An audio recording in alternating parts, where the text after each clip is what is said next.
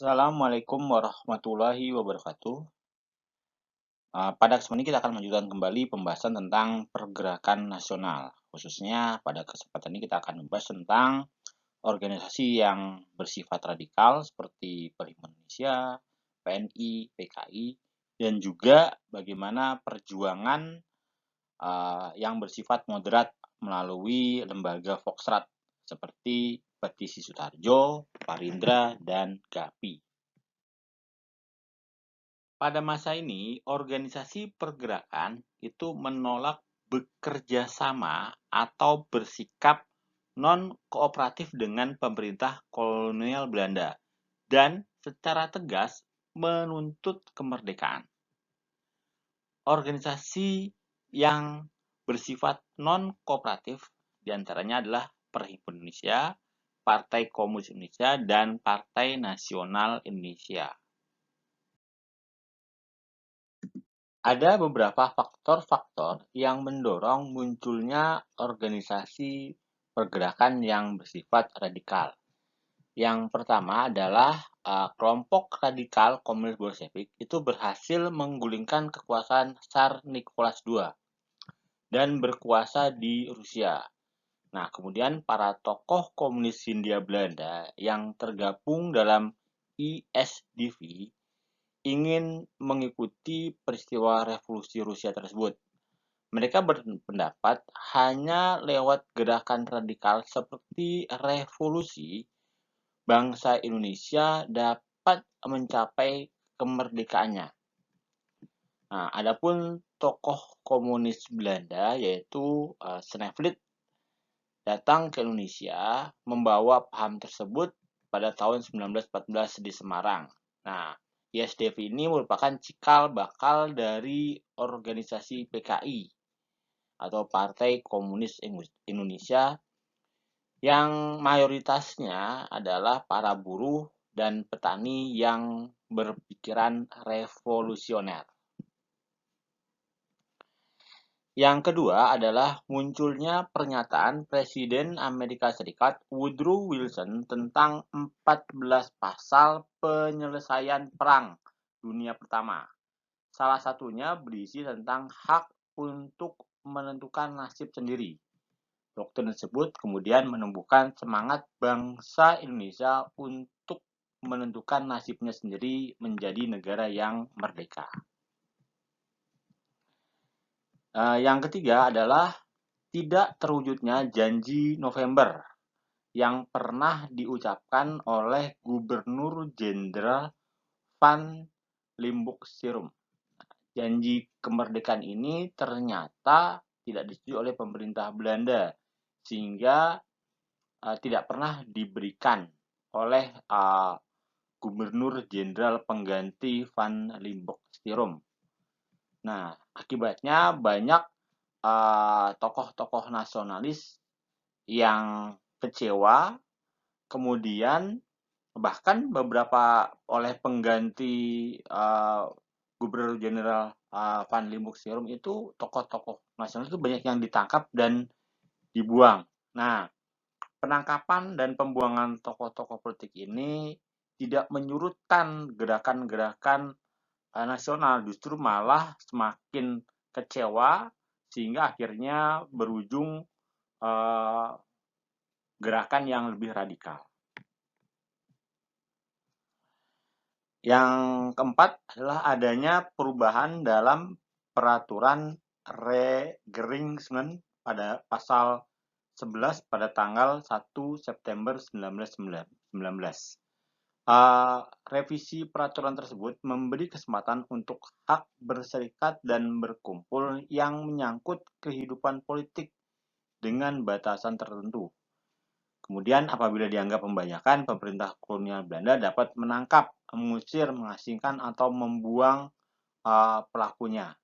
Dengan diakuinya hak berkumpul dan berserikat tersebut, muncullah organisasi politik yang lebih berani menyampaikan visi, misi, dan tujuan organisasi mereka, yaitu untuk mewujudkan kemerdekaan Indonesia.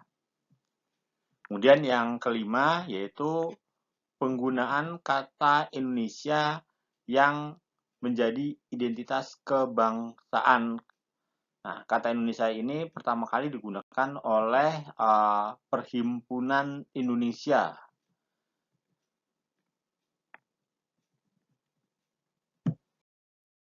Kita mulai dari Perhimpunan Indonesia. Awalnya, Perhimpunan Indonesia bernama Indische Vereniging yang didirikan di negeri Belanda tahun 1908 oleh Sultan Kasajangan Soripada dan Raden Mas Noto Suroto. Beliau berdua merupakan mahasiswa Indonesia yang tengah belajar di negeri Belanda. Tujuan awalnya bergerak di bidang sosial budaya, ya maksudnya seperti mengadakan pesta-pesta dansa, kemudian pidato-pidato, dan lain sebagainya. Ketika tahun 1913, Cipto Mangunkusumo dan Suwardi Suryaningrat itu kan dibuang ke Belanda. Nah, ketika mereka berada di Belanda, Cipto dan Suwardi kemudian memutuskan bergabung dengan Indische Vereniging. Nah, sejak masuknya Cipto dan Suwardi Suryaningrat, itu Indische Vereniging mulai memikirkan mengenai masa depan Indonesia. Karena kan Cipto dan Suwardi adalah tokoh dari Indische Party yang memang sejak awal menginginkan Indonesia merdeka. Nah, tahun 1922, Indische Vereniging kemudian berubah nama menjadi Indonesische Vereniging. Nah, hal ini menjadikan Perhimpunan Indonesia atau Indische Vereniging itu menjadi organisasi pertama yang menggunakan kata Indonesia. Arti strategis dari perubahan nama tersebut adalah muncul sebuah identitas baru bagi suatu bangsa yang ingin berdiri sendiri dan menjadi bangsa yang merdeka. Nah, sejak saat itu sikap politiknya juga berubah dari semula yang bersikap kooperatif menjadi non-kooperatif, dari moderat menjadi radikal. Adapun visi politik dari Perhimpunan Indonesia adalah ingin menentukan nasibnya sendiri, mengandalkan kemampuan dan kekuatannya sendiri, dan harus bersatu untuk melawan penjajah. Nah, untuk mewujudkan visi politik dari Perhimpunan Indonesia itu, kemudian PI menerbitkan majalah Hindia Putra yang diasuh oleh Muhammad Hatta. Majalah Hindia Putra ini kemudian dijadikan sarana untuk menyebarkan ide-ide anti-kolonial. Berikut kita akan bahas bagaimana perkembangan Indonesische Vereniging. Pada tahun 1923,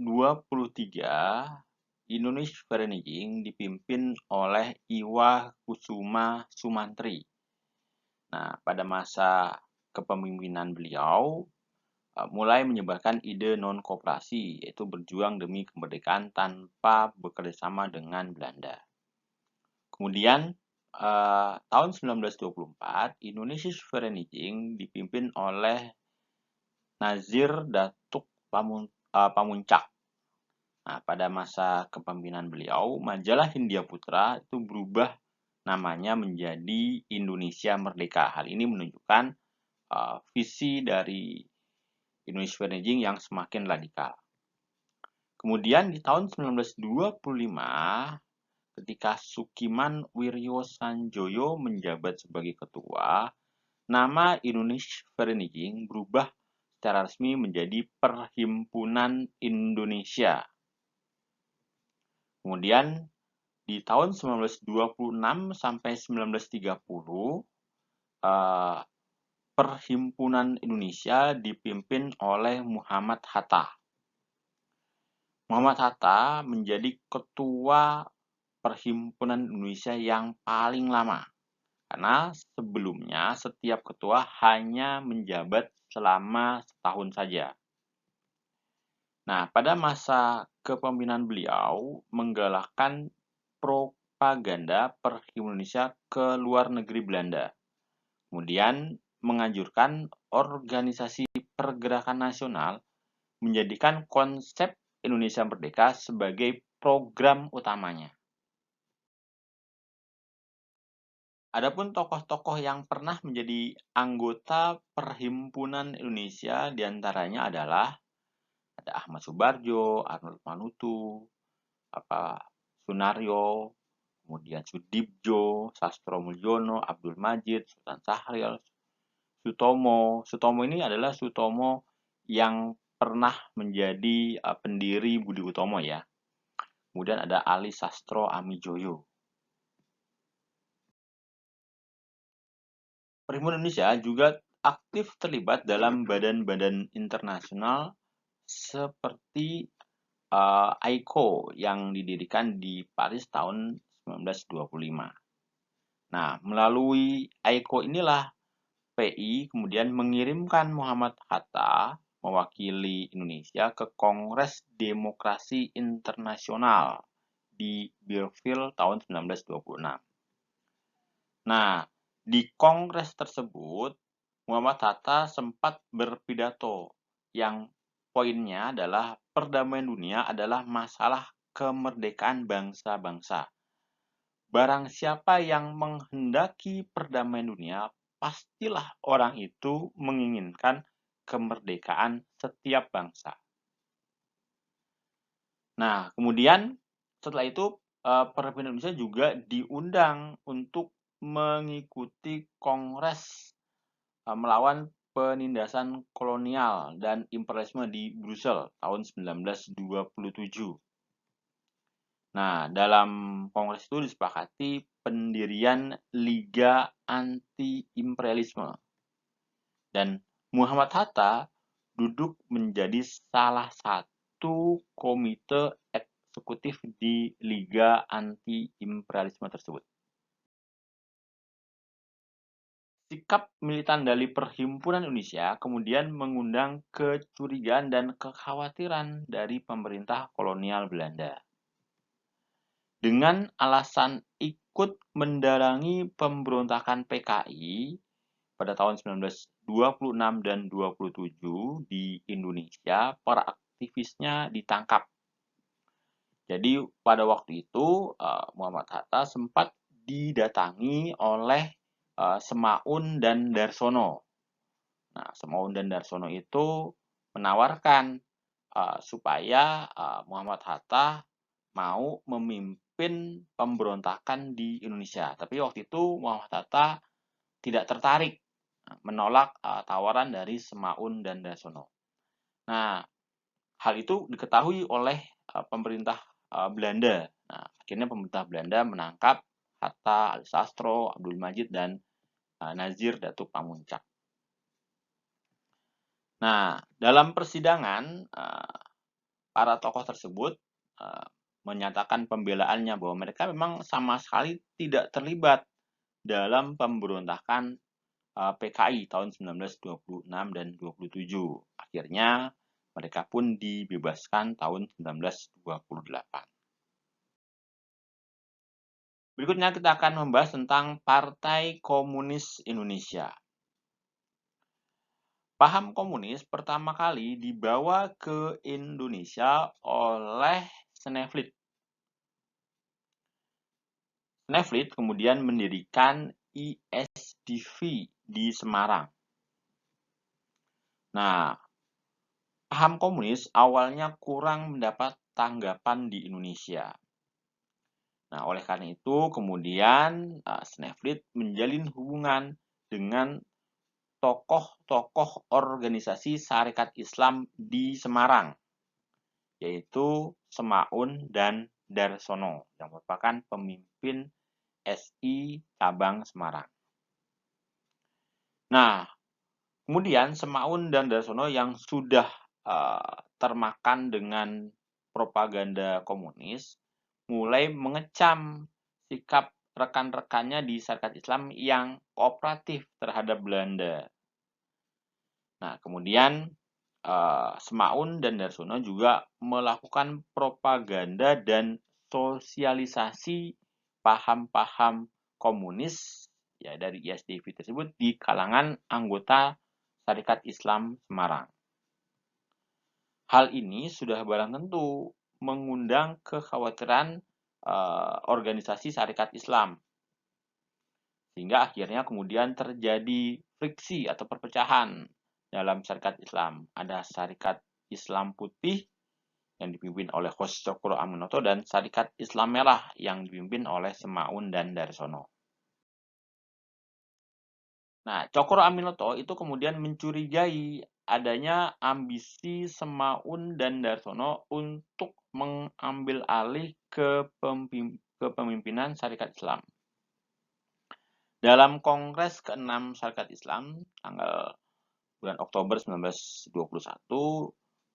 Abdul Muiz dan Agus Salim itu mengajukan ide tentang penerapan disiplin kepartaian, terutama larangan merangkap keanggotaan partai. Nah, akibatnya Semaun dan Darsono kemudian protes, tapi karena sudah menjadi keputusan Kongres dan mereka harus memilih, Semaun dan Darsono mau tetap di SI atau keluar. Akhirnya Semaun dan Darsono memilih keluar. Dan kemudian mereka membentuk Partai Komunis Hindia. Nah, tahun 1924, Partai Komunis Hindia menjadi Partai Komunis Indonesia. Nah, waktu itu ditambah lagi beberapa tokoh-tokoh yang terlibat seperti ada Alimin dan Musso. Dalam waktu singkat, PKI kemudian keanggotaannya bertambah pesat. Hingga di tahun 1926, PKI dengan percaya diri melancarkan pemberontakan di Jawa dan tahun 1907 melakukan pemberontakan di wilayah Sumatera Barat. Tetapi karena kurangnya persiapan, akibatnya pemberontakan ini gagal. Para tokohnya kemudian banyak yang ditangkap, dibuang ke Digul, yaitu tempat pembuangan para tahanan politik di wilayah Papua. Dan tahun 1927, PKI dinyatakan sebagai organisasi terlarang oleh Belanda. Berikutnya kita akan bahas tentang Partai Nasional Indonesia atau PNI. Pada tahun 1925 itu berdiri Algemini Studi Club di Bandung yang diprakarsai oleh Insinyur Soekarno. Kemudian tahun 1927 dari Algemini Studi Club ini kemudian didirikanlah Perserikatan Nasional Indonesia. Menurut Soekarno, nasionalisme, Islam, dan Marxisme itu dapat digunakan sebagai alat pemersatu bangsa. Nah, kemudian yang menarik ini adalah beberapa tokoh-tokoh dari pemimpin PNI. Nah, dari tokoh-tokoh ini kebanyakan adalah mantan dari anggota Perhimpunan Indonesia di negeri Belanda yang kembali ke tanah air. Jadi ada beberapa tokohnya, yaitu ada Soekarno, Cipto, Sartono, Anwari, Ishak, Sunario, Samsi, dan Mr. Budiarto. Kita bisa lihat beberapa adalah merupakan mantan anggota dari Perhimpunan Indonesia. Cipto salah satunya.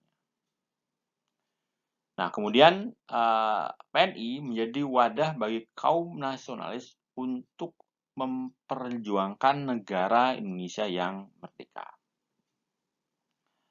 Nah, akhirnya organisasi kemudian berubah namanya menjadi Partai Nasional Indonesia.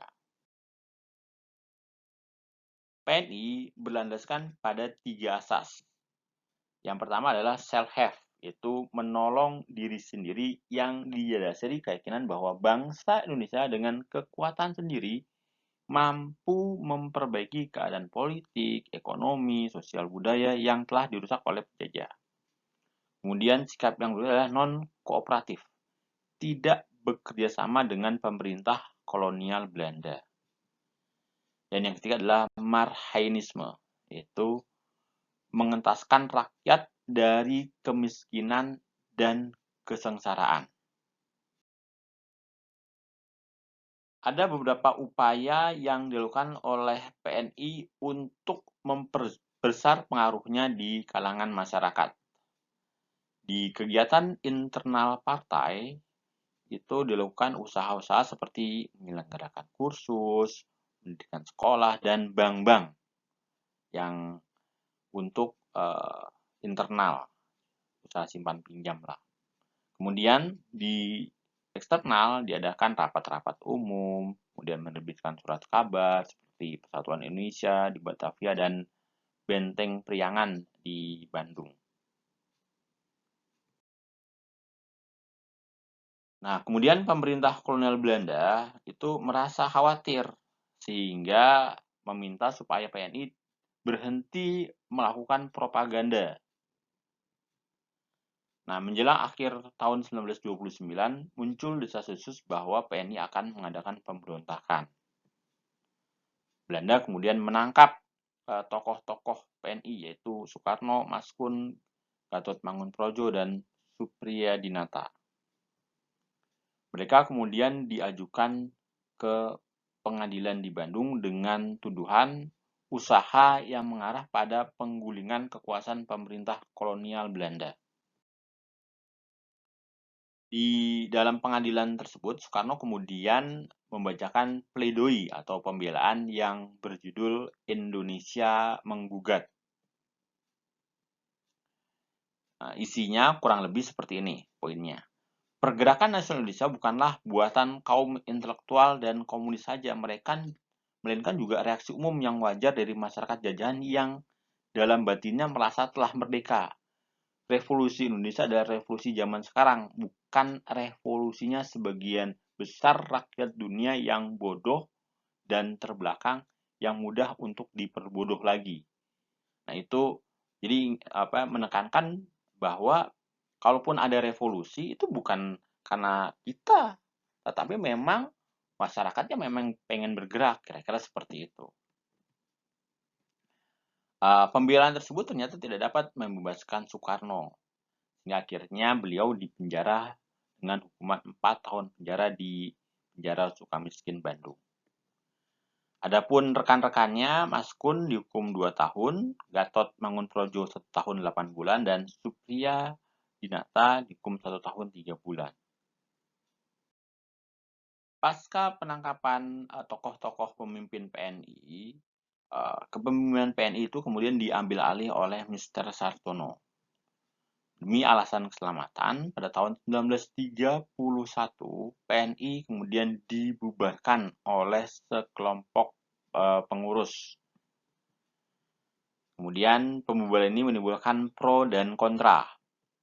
Kelompok yang pro mendirikan Partai Indonesia atau Partindo di bawah pimpinan Mr. Sartono. Sedangkan kelompok yang kontra mendirikan Pendidikan Nasional Indonesia atau PNI baru di bawah pimpinan Muhammad Hatta dan Sultan Syahrir. Berikutnya, kita akan membahas tentang periode bertahan. Pada periode ini, gerakan nasionalisme di Indonesia berupaya lebih moderat dan menahan diri. Sikap ini diambil agar organisasi pergerakan tidak dibubarkan oleh pemerintah kolonial Belanda dan tokoh-tokohnya juga tidak ditangkap ataupun diasingkan.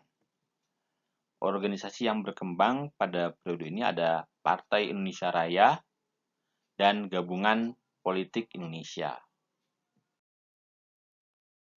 Pada tanggal 27 Januari 1930, Muhammad Husni Tamrin itu memprakarsai berdirinya Faksi Nasional dalam Kostrad.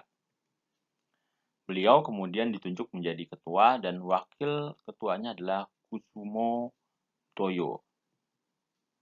Tujuan adanya Faksi Nasional adalah untuk meraih kemerdekaan Indonesia secepat-cepatnya, walaupun melalui jalan kooperatif. Salah satu gebrakan perjuangan bangsa Indonesia di Kostrad yang terkenal adalah Petisi Sutarjo. Petisi ini berisi permohonan supaya diselenggarakan suatu musyawarah antara wakil-wakil Indonesia dan negeri Belanda dengan kedudukan dan hak-hak yang sama. Petisi tersebut diajukan karena tidak puas terhadap kebijakan yang dijalankan oleh Gubernur Jenderal De Jong. Tujuannya adalah menyusun rencana pemberian pemerintahan yang berdiri sendiri atau otonom meski dalam batas-batas konstitusi kerajaan Belanda. Petisi ini kemudian ditandatangani oleh I.J. Kasimo, Ratu Langi, Syam Ratulangi, Datuk Tumenggung, dan Ko Kwat Siong. Dalam perjalanannya, petisi ini ditolak oleh pemerintah Belanda dengan alasan bangsa Indonesia belum dapat menjalankan pemerintahannya sendiri. Berikutnya kita akan membahas tentang Partai Indonesia Raya atau Parindra. Pada tahun 1931, Sutomo adalah tokoh yang mendirikan Budi Utomo, itu mendirikan Persatuan Bangsa Indonesia atau PBI. Nah, PBI ini merupakan kelanjutan dari Indonesia Studi Club yang didirikan tahun 1924. Tujuan dari PBI adalah menempuh jalan kooperatif dalam sebuah wadah partai yang lebih besar.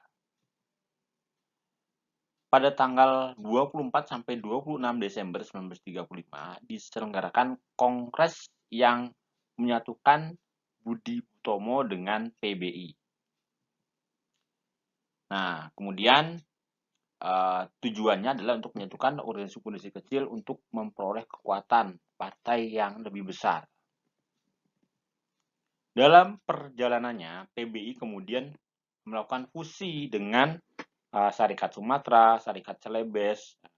Fusi tersebut kemudian menjadi lebih besar dengan nama Partai Indonesia Raya atau Parindra dengan ketuanya adalah Dr. Sutomo. Dalam kongres pertama hasil fusi di Batavia tanggal 15-18 Mei 1937, Parindra menunjukkan sikap yang kooperatif dan moderat. Di dalam Foxtrot, Parindra kemudian berjuang mempengaruhi kebijakan politik pemerintah kolonial Belanda. Di luar Foxtrot, Parindra membantu memberdayakan masyarakat dalam bidang ekonomi dengan basis ekonomi kerakyatan. Jadi, Parindra menginginkan ekonomi kerakyatan, bukan ekonomi kapitalis yang diterapkan oleh pemerintah kolonial Belanda. Parindra kemudian aktif dalam berbagai usaha perbaikan terhadap masalah perburuan, pengangguran, dan peradilan. Kemudian juga banyak mendirikan perkumpulan rukun tani, rukun pelayaran sebagai wadah pendampingan masyarakat petani dan nelayan dalam rangka mewujudkan ekonomi kerakyatan. Berikutnya adalah kita akan bahas tentang Gabungan Politik Indonesia atau GAPI. GAPI berdiri pada tanggal 21 Mei 1939 oleh Muhammad Husni Tamrin. Partai-partai yang tergabung dalam GAPI diantaranya adalah Parindra, Gerindo, PSII, Persatuan Partai Katolik, Persatuan Minahasa, Partai Pasundan, dan Partai Islam Indonesia atau PII. Tiga asas perjuangan GAPI adalah hak untuk menentukan diri sendiri, persatuan nasional seluruh bangsa Indonesia, dan persatuan aksi seluruh pergerakan Indonesia. Dalam Kongres GAPI tanggal 4 Juli 1939 mengusung semboyan Indonesia berparlemen. Nah, pemerintah Belanda merespon usulan dari GAPI tersebut dengan membentuk Komisi Visman. Adapun tugas dari Komisi Visman adalah mempelajari dan menyelidiki perubahan ketatanegaraan seperti yang diusulkan oleh GAPI. Itu Komisi Visman kemudian turun untuk melakukan survei ke lapangan. Cuman yang disurvei kebanyakan adalah pegawai negeri sipil yang bekerja kepada pemerintah kolonial Belanda. Sudah barang tentu ketika yang disurvei itu kebanyakan adalah pegawai negeri sipil yang bekerja untuk pemerintah kolonial Belanda, tokoh-tokoh gerakan pesimis. Wah, hasilnya nggak bakal sesuai ekspektasi nih. Dan ternyata hasil penyelidikan Komisi Visman benar-benar mengecewakan. Karena menurut Komisi Visman, bangsa Indonesia sangat puas dengan pemerintah kolonial Belanda dan menginginkan untuk tetap bergabung dengan Belanda. Ya wajar aja karena kan yang disurvei kebanyakan adalah pegawai-pegawai yang bekerja pada pemerintah kolonial Belanda. Hal ini sudah barang tentu mengecewakan rakyat karena tidak sesuai dengan kenyataan bahwa bangsa Indonesia telah berjuang keras untuk membebaskan diri dari penjajahan Belanda. Oke, sekian dulu untuk pertemuan kali ini. Kurang lebihnya mohon maaf. Wassalamualaikum warahmatullahi wabarakatuh.